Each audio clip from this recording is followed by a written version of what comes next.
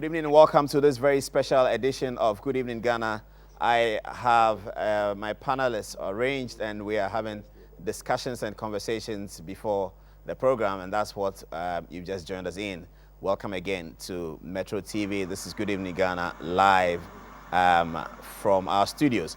Tonight we are looking at and receiving the U.S. President, the 44th President of the United States of America. His name is Barack Hussein Obama. He'll be touching down shortly here at the Kotoka International Airport in Accra. And whilst he does that, we are looking at U.S.-Africa relations, and the whole world media is tonight focused on Ghana and discussing everything about Ghana. Tonight we'll be looking at several issues regarding the U.S. President's visit. We'll be looking at Barack Obama himself and the whole question about his African-Americanness, what it means, what it represents, what it holds for the future of U.S. and African relations. We will talk about Africans as Africans and as Ghanaians. Who are we? How do we position ourselves in the whole geopolitics, economics, and business of the world? Of course, we'll be discussing all this with the U.S. President's visit as a denominator. And does America still have trading interest in Africa post the Cold War? Of course, the answer you may say is yes, because of things like AGOA and the Millennium Challenge account. But we will look at it in more detail. And the fact that the visit seems to be culturally emphasized, the visit to Cape Coast, there's no press conference, there's no lunch appears, there's probably no dinner. Is that a snub to Ghana or not? We will look at that in diplomatic terms. We'll talk about democracy and anything else that you would like us to talk about when you send us an email. Now, I'll be introducing my panel from the extreme right. Ambassador Spio Garbrah, as you know, is our former ambassador in Washington. That's very significant and important. But Spio Garbrah is currently the Chief Executive of the Commonwealth Telecommunications Organization. Spio Garbrah was with us on Tuesday. We had a very interesting discussion. Tonight, he is joining us as a very important resource person. Next to his left is Rosa Whitaker Duncan Williams. Lady Rosa is an African-American who was African Trade and Investment Advisor to two U.S. presidents, the 42nd and 43rd, Clinton and George W. Bush. Lady Rosa is currently the president of the Whitaker Group, and she joins us tonight in the studio to give us an insight into all of these matters. And to my left is Dr. Kofi Amoah, who is an American-trained entrepreneur and businessman.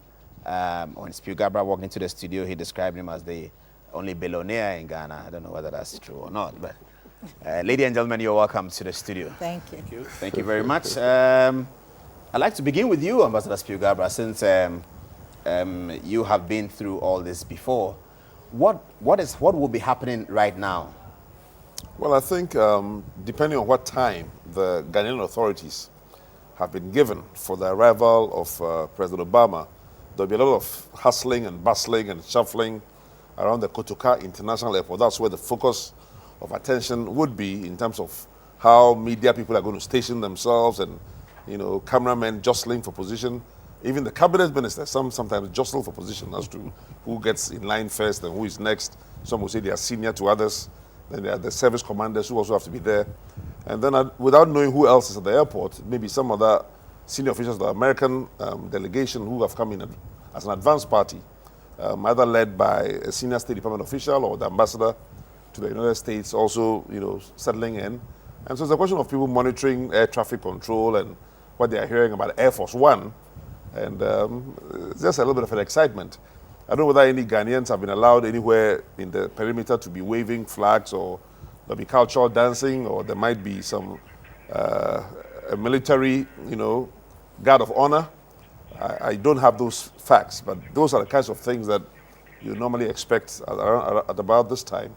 It's all excitement.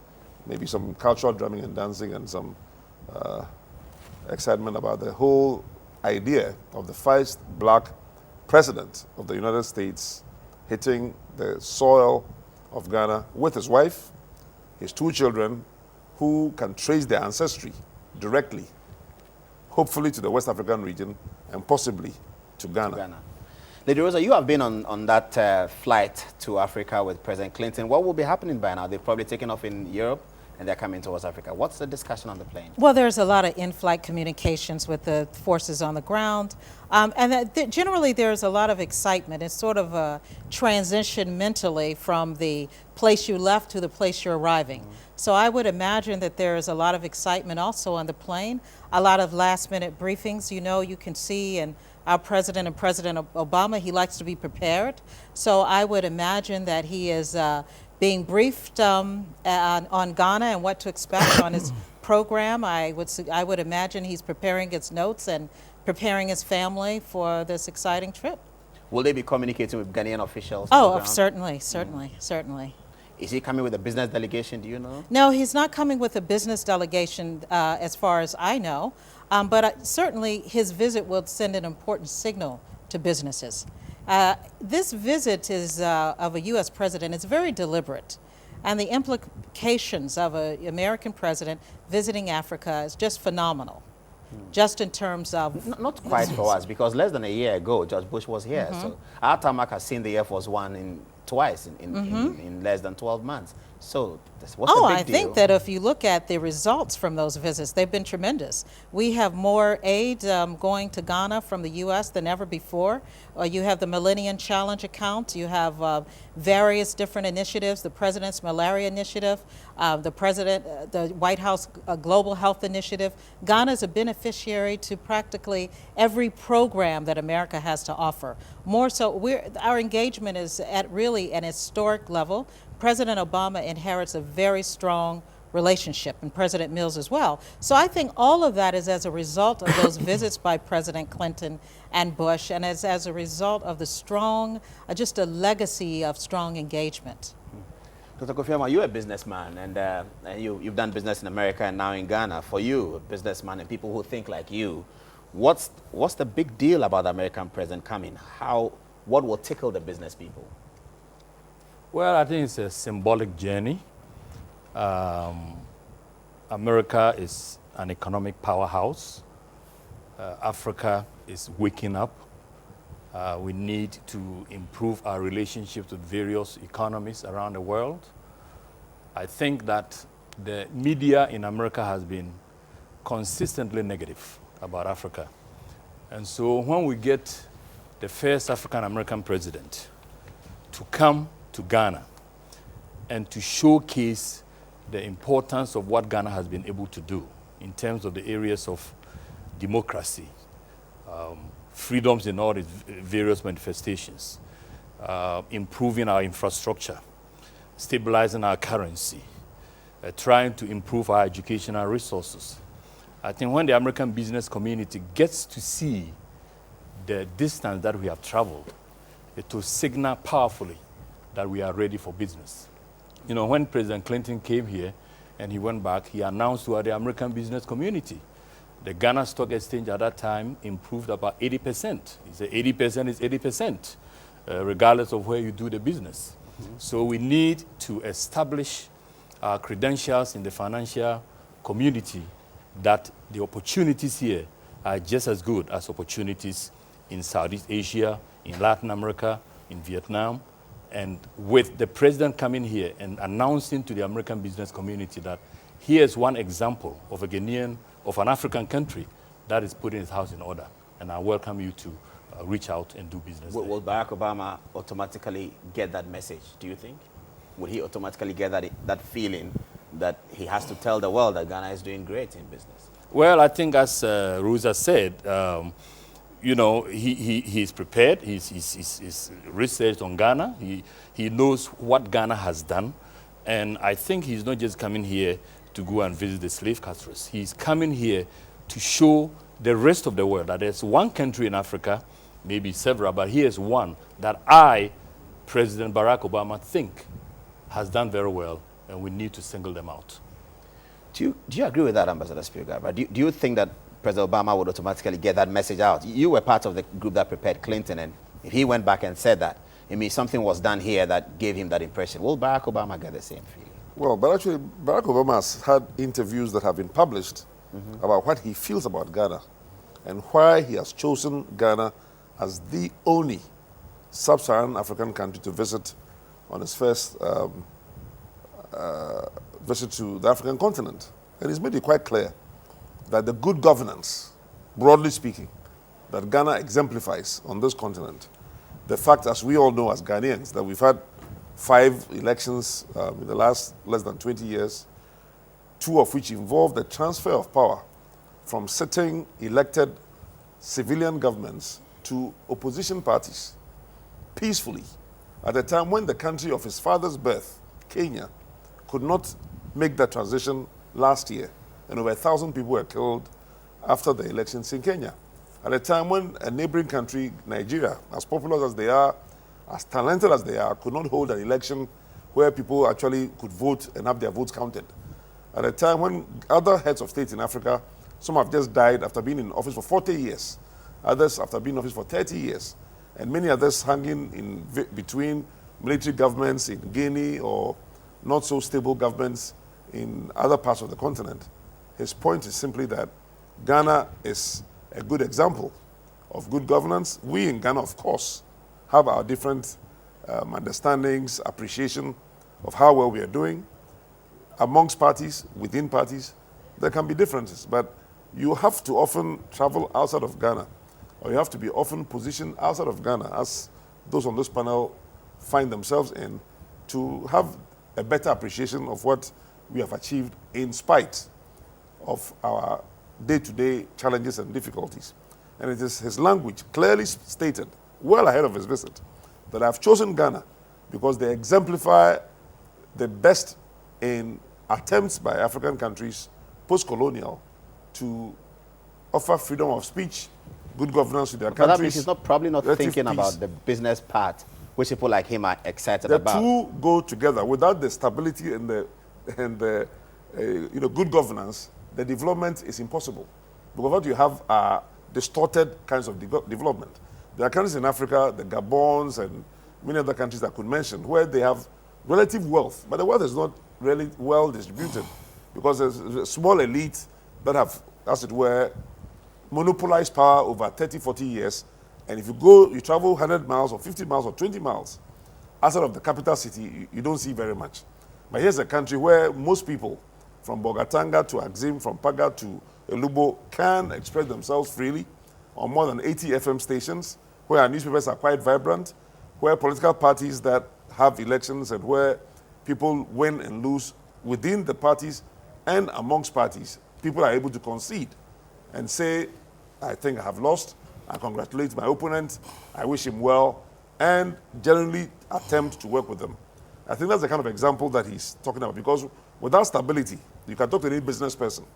If the political system is not stable, and therefore the macroeconomic environment also often is not stable, then the opportunities for investment, for financial flows, for capital investment and other trade relationships, all those are very adversely affected. They are very intertwined. Lady Rosa, let me ask you, from the African-American perspective, this probably is the first time we're seeing an American president doing what is normally called an African tour to just a single country. What would be the feeling of the Black Caucus in Congress and general African-Americans who participate in the development and advocacy for Africa?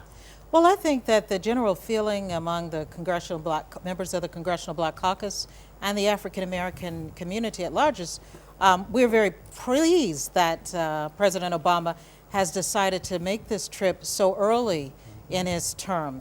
He's the first American president to visit Africa so early in his term, and I think it's signaling that Africa will be on the agenda, and it's still signaling that he will build on the legacy of President Bush and Clinton to have a strong Africa policy. And I think if we look at it in the context of U.S.-Africa relations, for example, we started this relationship, America, with Africa on a very bad note in terms of the slave trade from the 15th century to the early 19th century.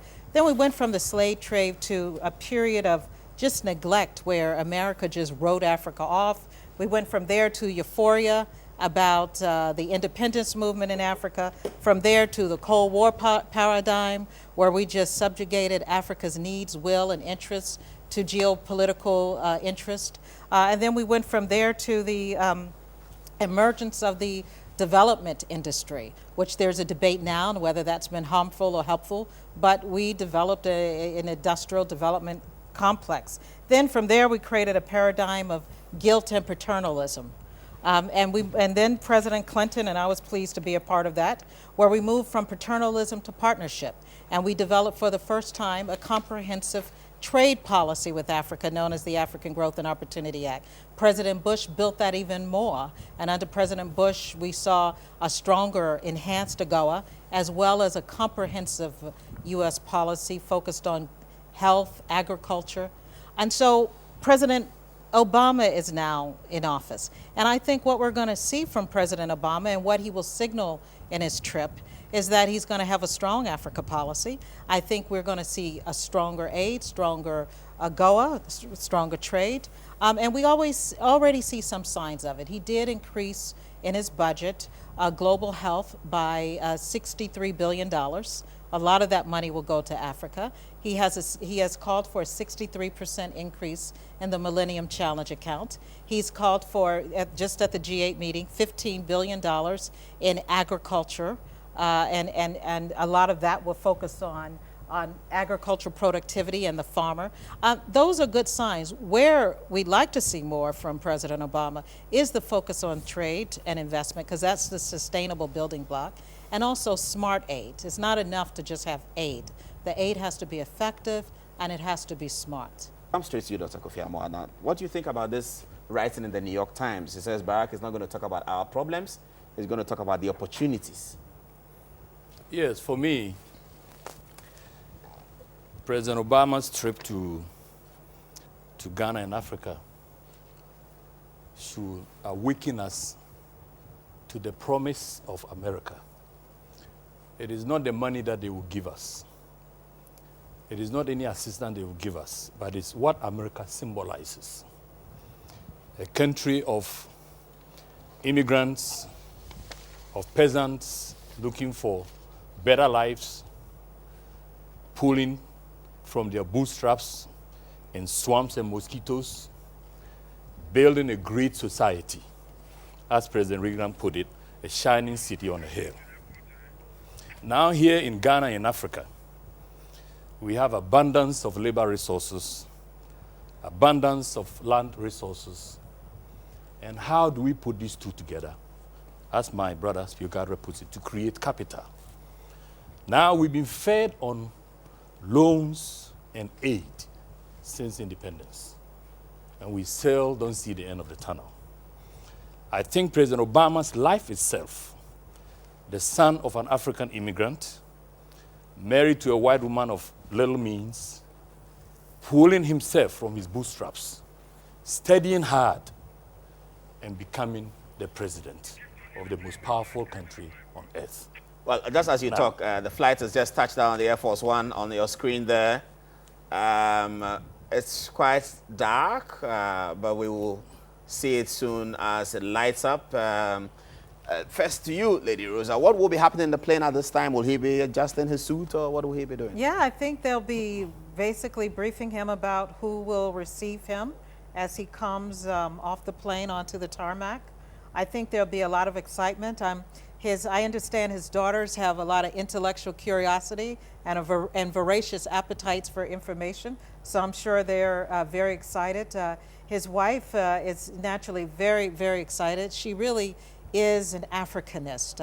I had the opportunity to meet President Obama and his lovely wife many years ago on several occasions, and they've always had this heart for Africa and African people. So it's a very exciting moment, and I think that that's probably, they're preparing themselves like many African Americans when we touch African soil. There is just a connection, and a lot of that is just based on a common heritage and a common culture and a common history. This will not be the first time he's coming to Africa. Would it make a difference? I think that it certainly makes a difference. Coming to Africa, there's a big difference, first of all, between East Africa and West Africa, and also coming to Africa as the President of the United States, certainly, and certainly traveling to Africa commercially and traveling to Africa on Air Force One, there's two different things. And coming to Africa with such a broad and wonderful reception. I mean, Ghana is known for its hospitality, and I think it's unmatched in its hospitality. So coming to Africa to this kind of excitement and hospitality is a wonderful thing. Just did not happen. Because those are the kind of things, like Ambassador Spio Garbrah said, they're negotiated, and usually countries will try to comply. Oh yeah, that's Barack Obama with, I don't know whether it's Sasha Malaya, but one of them, Michelle Obama. That's Malaya. Very tropically dressed. Yeah, yeah, it looks like. It That's looks like. Malaya, and that's Sasha. And Mr. Kofi Amoah, your comments first? Yeah, my comments are that President Barack Obama is here in Ghana. He's just landed on the soil of Ghana, soil of sub-Saharan Africa. I think we are welcoming him home. He belongs here. We are all excited. I think he's going to have a great time, and we are going to show him the normal Ghanaian hospitality. I'm sure President Mills is also excited. Under his watch, he's getting this treat from the most powerful politician on earth, and we must applaud. But we haven't seen the J. Kofi and Flight Lieutenant Rollins, which was quite topical today, that they will be there. I don't believe they will be at the airport, but if, of course, if we see them, then we see them. I have reason to believe that they'll be at the breakfast meeting tomorrow morning and also at the International Conference Center. But at this point, it is the responsibility of the host government. And that is really not even about the opposition parties which exist. It would be unusual to even have members of the opposition party at the airport to receive the president in this manner. It will be the government of the day. And so that is basically President Mills, his cabinet, service commanders, foreign diplomats, and other individuals will be part of various interactions tomorrow, I believe.